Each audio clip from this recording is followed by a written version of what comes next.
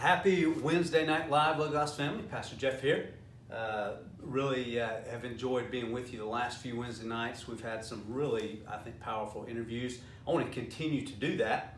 But I wanted to take a pause and do something a little different tonight. And there's a reason.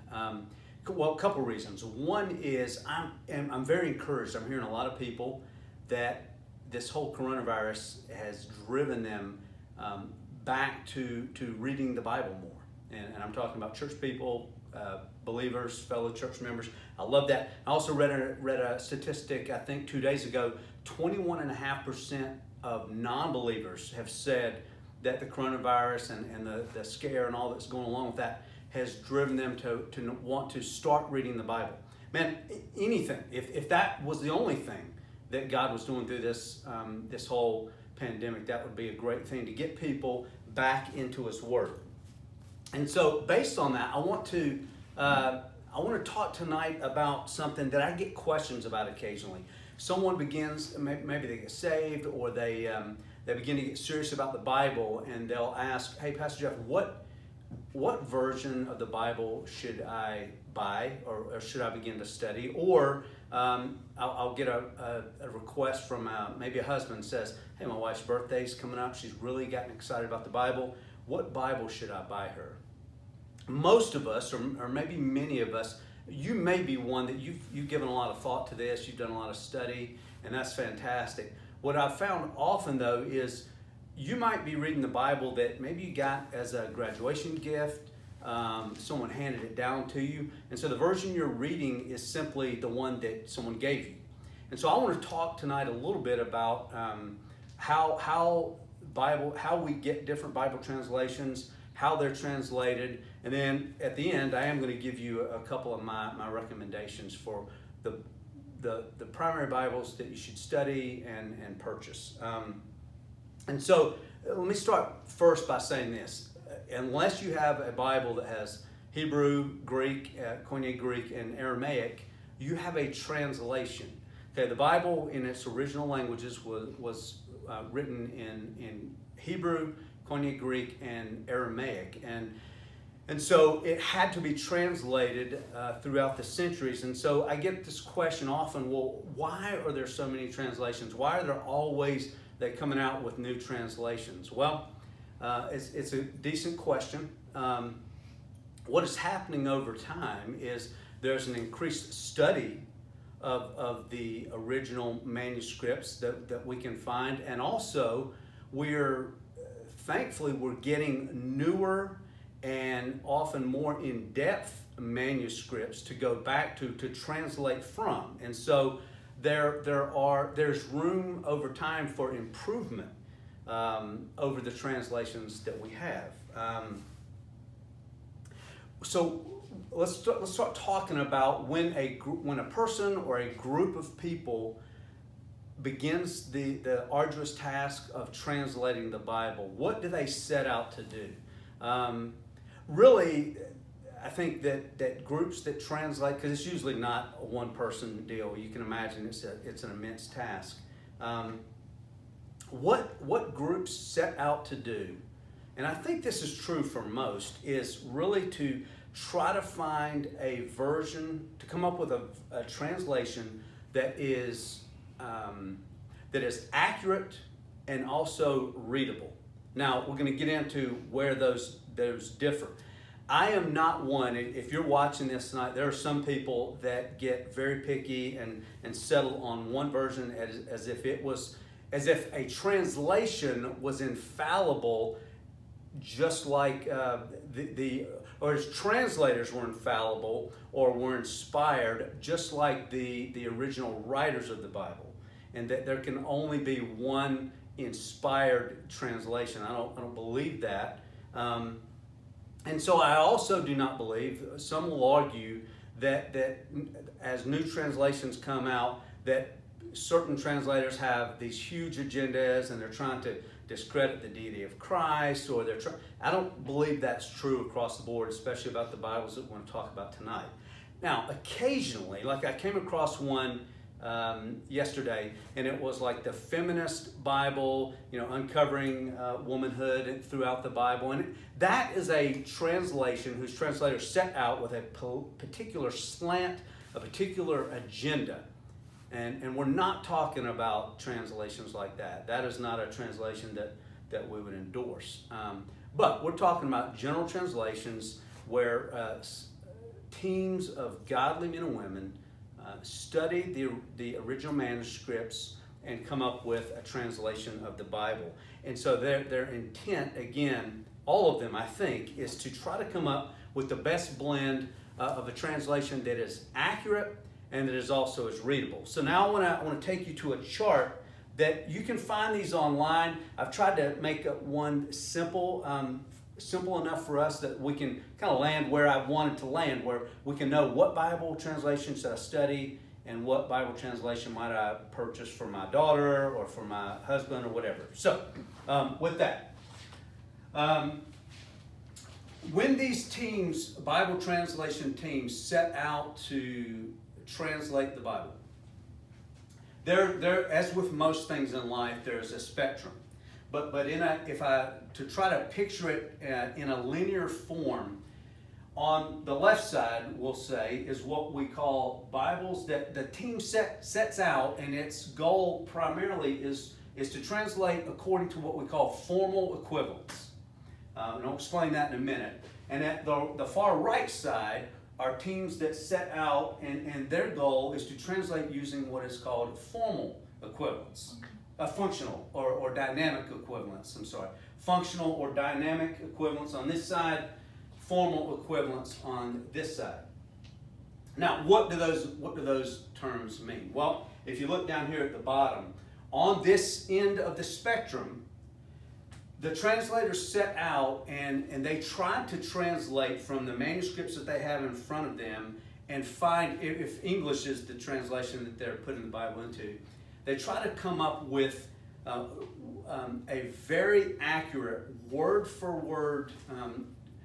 They'll take the original language word and try to find the English language word that corresponds, okay? Word for word.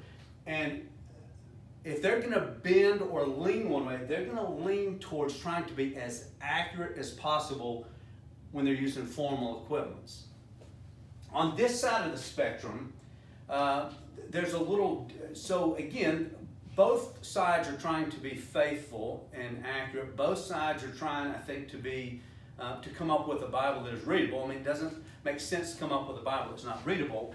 But on this side, if they lean, they're going to lean towards readability. And so they are going to use more what we call, instead of literal or word for word, they're going to use what we call thought for thought. Now, let me give you an example in English, and I'll just come up with something. If I were to say, I got excited and I jumped up and flew out of the room and raced to the fire. On this end of the spectrum, those translators would literally try to find a word for jumped and translate it translate that word, and flew. And so, as you can imagine, I didn't literally jump necessarily. I did not necessarily fly. And so, but that's how, on this end of the spectrum, they would translate that sentence. On this side, thought for thought, they would more likely say, what is the idea that Jeff meant by that sentence? And so they might translate that, Jeff quickly got up out of his chair and rapidly ran down the street. And so on this side, they're more trying to get an accurate thought of the sentence or the couple of sentences or whatever. Now, what are the dangers on both sides? Well, as you can imagine, on this side,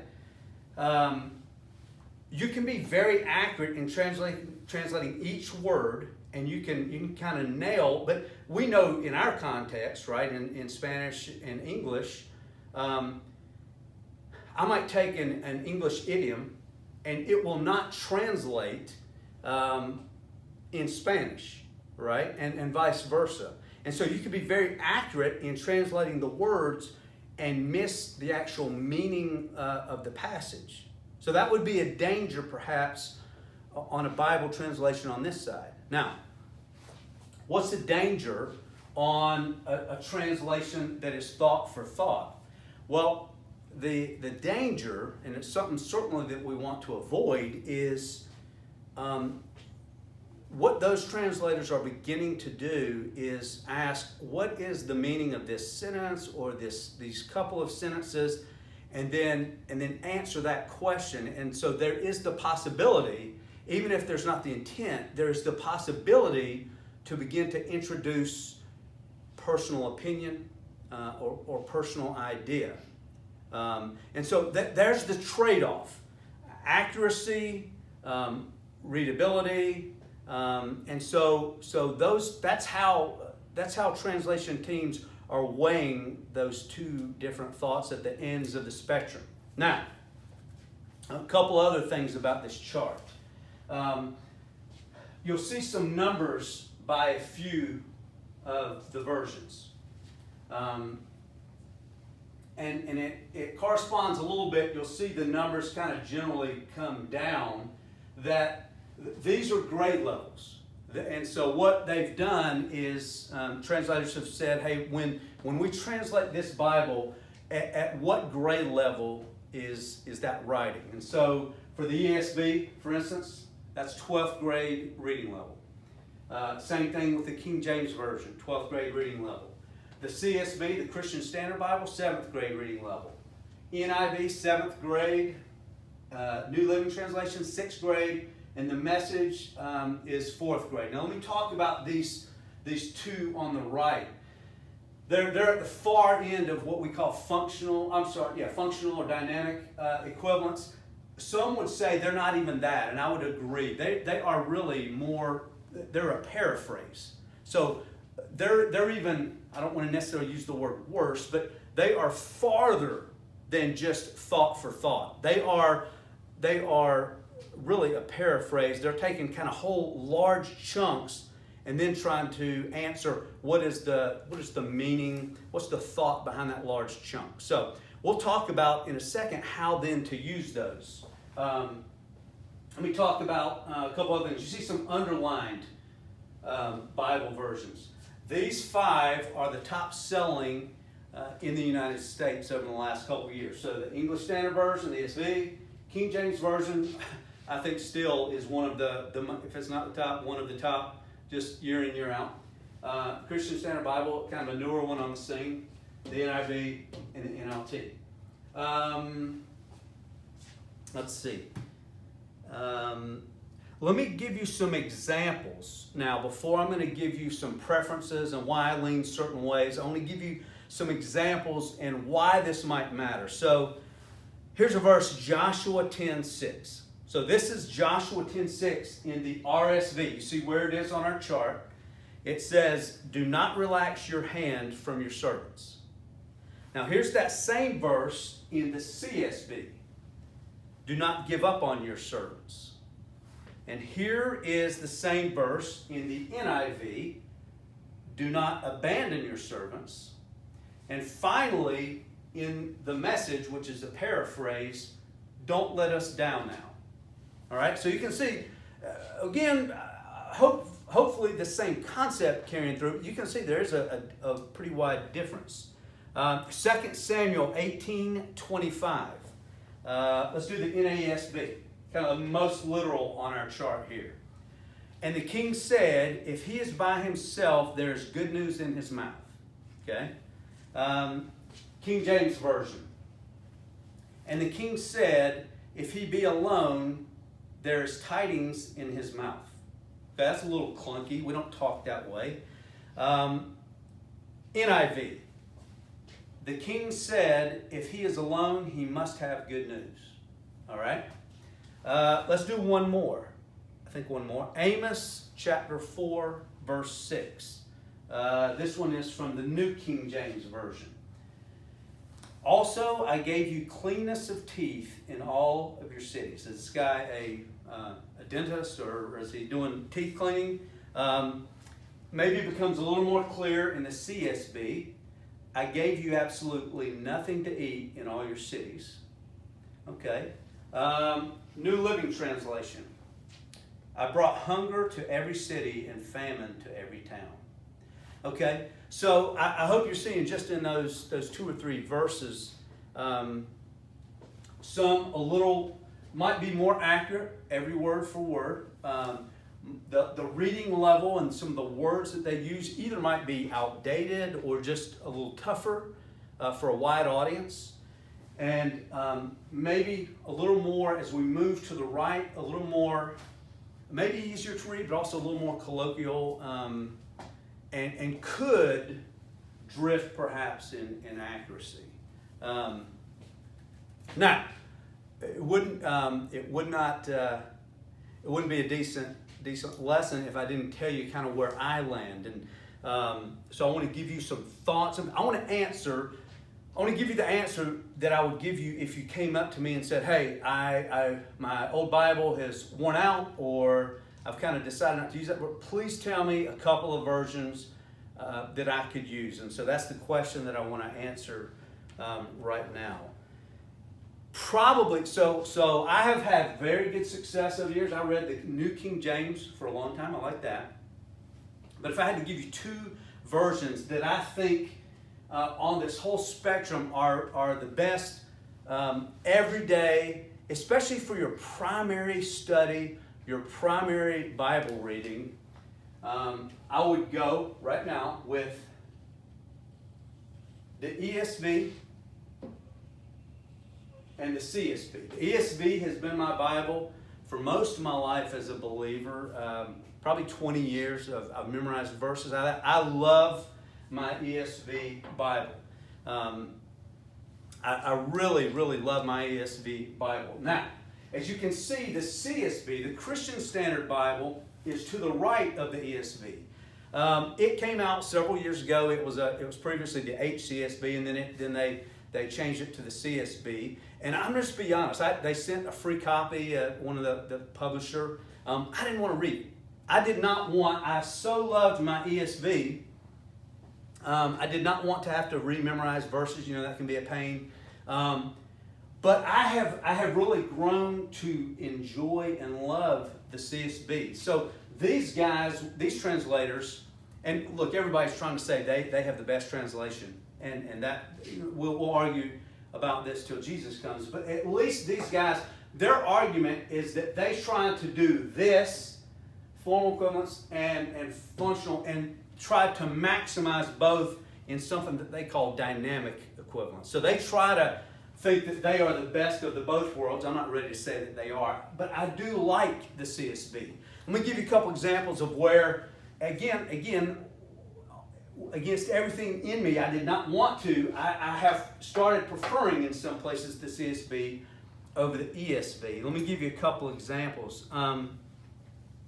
The word thus appears 9 times in the CSB, and it appears 691 times in ESV. I don't use thus very often in my normal speaking. You probably don't either. Lest appears 0 times in the CSB and 186 times in the ESV.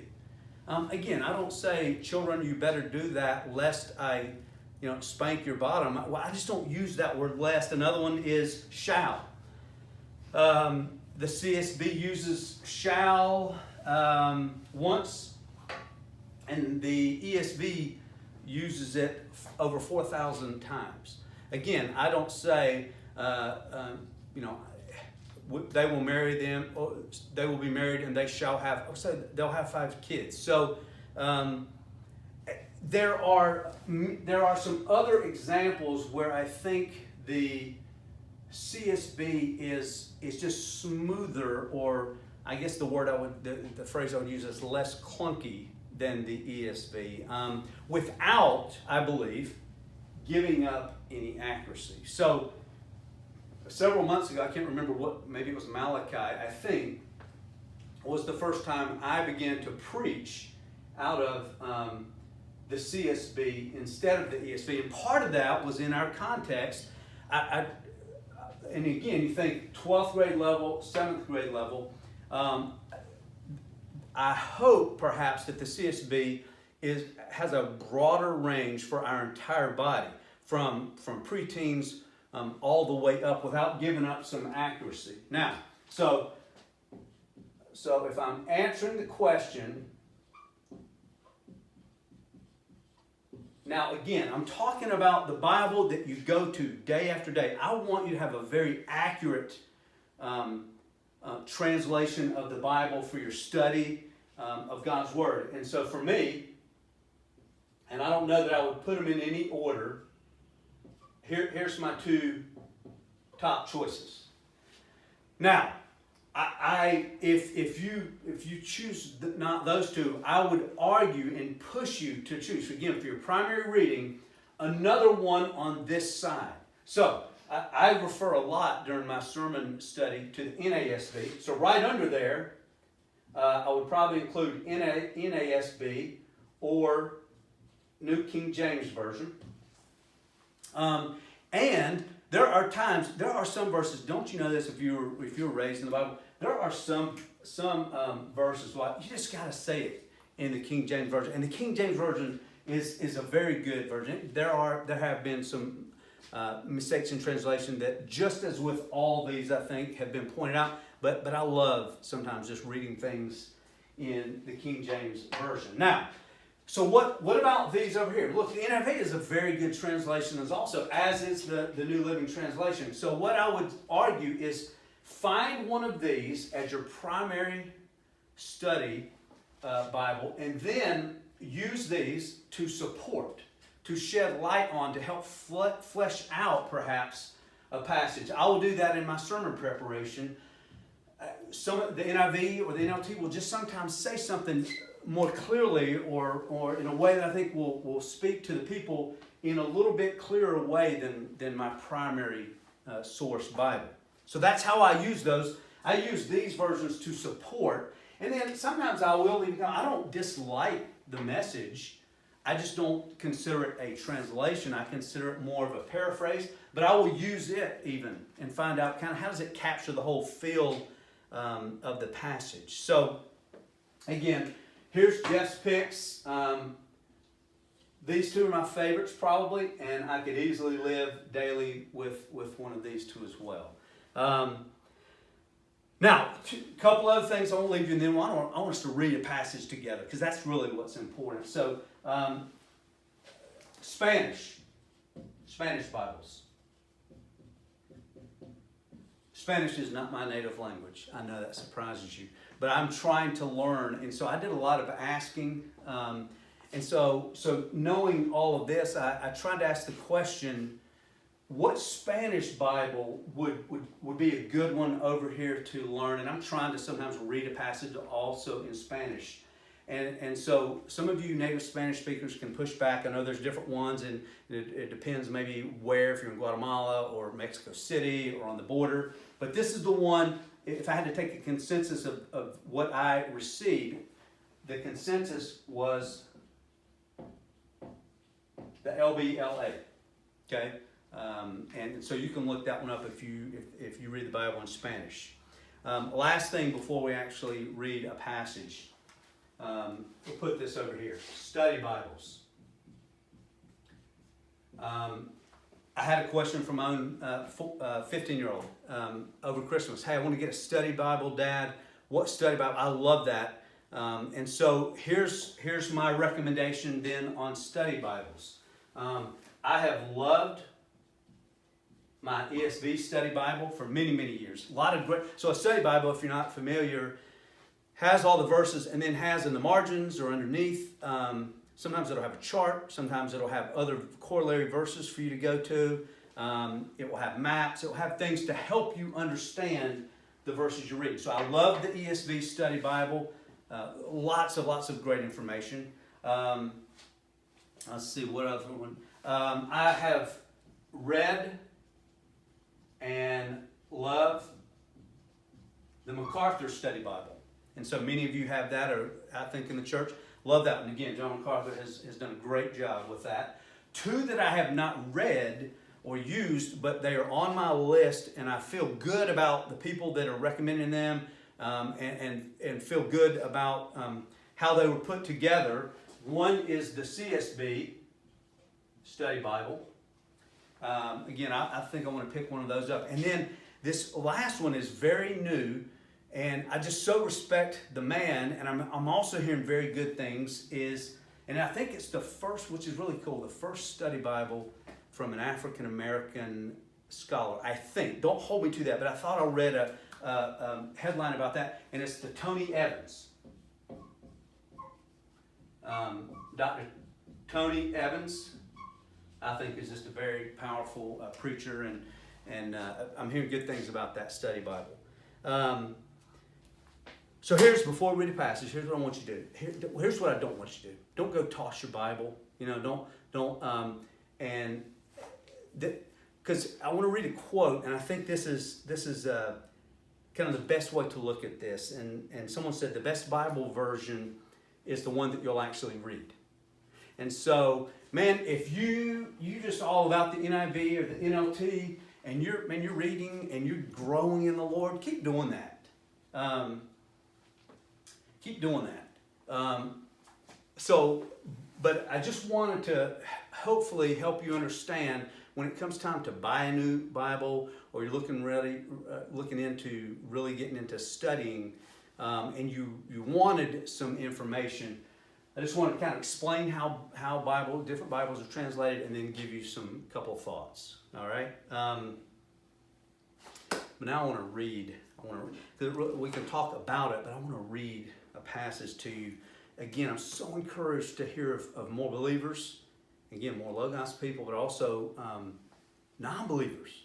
Non-believers realizing, as always is true, during crises, that there is truth and there is hope to be found here that they can't find anywhere else. And so I'm encouraged. I'm very encouraged. And so I want to read the word about the word. This is out of Proverbs chapter 2. I want to read verses 1 through 16. Listen. My son, if you accept my words and store up my commands within you, listening closely to wisdom and directing your heart to understanding. Furthermore, if you call out to insight and lift your voice to understanding, if you seek it like silver and search for it like hidden treasure, then you will understand the fear of the Lord. For the Lord gives wisdom, from his mouth come knowledge and understanding. He stores up success for the upright. He is a shield for those who live with integrity, so that he may guard the paths of justice and protect the way of his faithful followers. Then you will understand righteous justice and integrity, every good path. For wisdom will enter your heart, and knowledge will delight you. Discretion will watch over you, and understanding will guard you. It will rescue you from the way of evil, from anyone who says perverse things, from those who abandon the right paths to walk in ways of darkness, from those who enjoy doing evil and celebrate perversion, whose paths are crooked and whose ways are devious. It will rescue you from a forbidden woman, from a wayward woman with her flattering talk. It goes on. But I want to encourage you, whichever version you land on, you see in those first 5 verses just the hunger and thirst of seeking God's word, seeking it. He writes, like silver, searching for it like hidden treasure. Then are the promises of God. If you and I will do those things, here's what God will do. He'll give wisdom. He'll give knowledge from his mouth and understanding. He'll bring success. He'll guard and protect. Wisdom will enter your heart, and knowledge will delight you. Discretion will watch over you, and understanding will guard you.